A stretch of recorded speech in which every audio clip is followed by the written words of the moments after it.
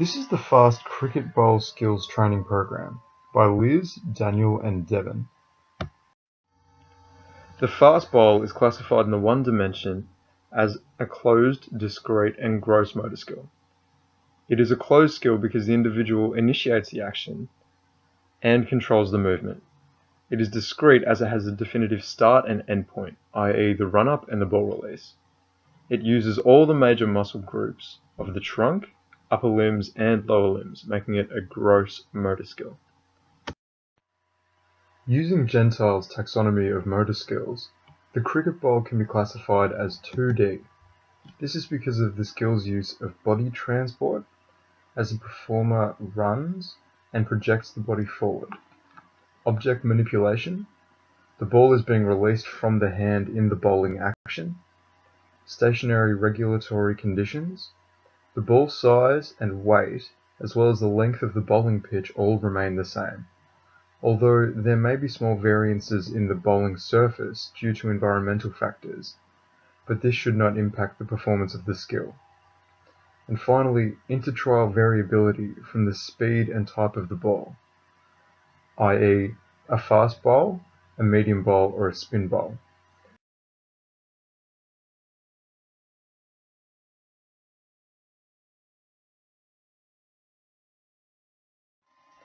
In order to teach cricket bowling to a novice, a 5-week training program is being utilised. As the learner is a novice, it is anticipated that according to Fitt's 3 stages of learning, they will remain in the cognitive stage for the duration of the program, with a possibility. The skill has been broken down into 5 main components: the runner, foot placement, arm swing, ball release, and follow through. The bowler will undergo a pre and post test taking qualitative and quantitative measures. This is used to assess if there has been any improvement over the 5 weeks. The bowler must bowl 10 balls consecutively and hit a 1 metre by 1 metre target. The amount of target hits will be their quantitative score. The qualitative score will involve watching a video playback of the bowling performance and marking follow-through, straightness of arm, closeness of the arm in relation to the body, body position, and run-up will all be marked out of 5. This is an example of the novice performing the test.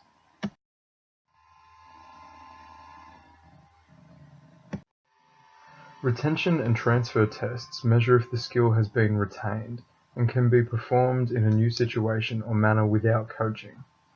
A retention test will take place 2 weeks after the completion of the skills training program, and transfer test will require the learner to bowl different types of deliveries, such as a bouncer, a wide, or a full toss to a batsman. The positive transfer identifies that some of the skills gained through previous experience might be applicable to other sports and assist skill acquisition, such as learning to throw a ball may enhance the learner's ability to learn how to bowl a cricket ball. The learner may also transfer the skills learned from bowling to positively contribute to another sport or activity, e.g. overarm throw or a baseball pitch. Go. I'll start with the demonstration first. So what we're doing here is we're bringing the arm around in a vertical way, like a windmill, and the shoulder bumping past the ear.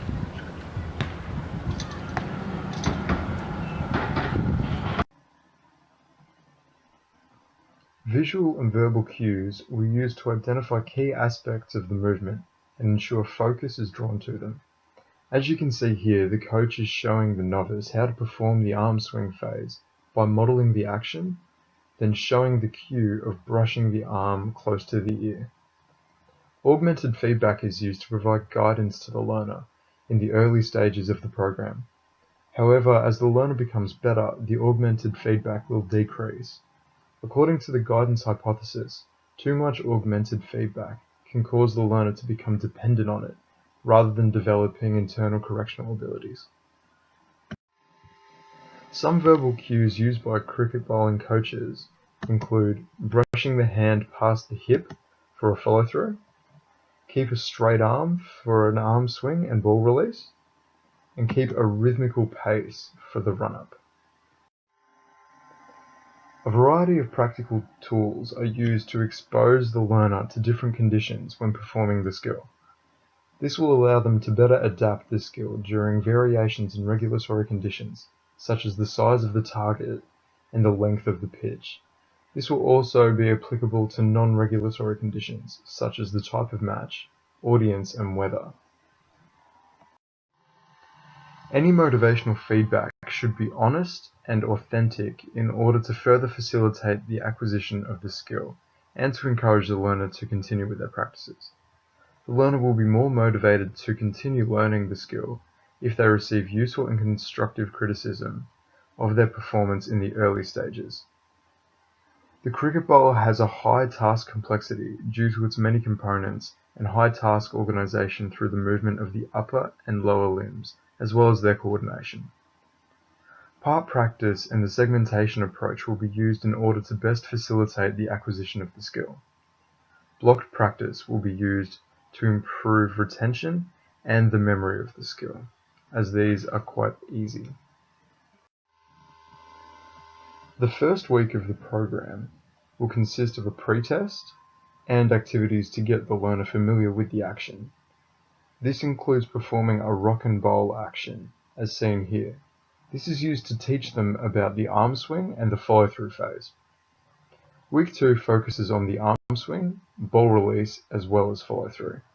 Throwing and catching is also involved in this week in order to keep the learner engaged, as well as its usefulness in the cricketing game. One of the activities performed in this week is a rock and bowl with a partner. This is to carry over the skills learned in week 1, but adding a target will improve the ball release skills as well as catching ability. Week 3 and 4 focuses on foot placement as well as introducing a walk and gradually moving into a run and incorporating that into the bowling action. This week also hones the skills learnt from the last few weeks to improve accuracy and speed. The activity here is used to space out the steps of the run-up and to teach the learner about foot placement. By week 5 of the program, the learner should have all the skills necessary to perform the whole skill.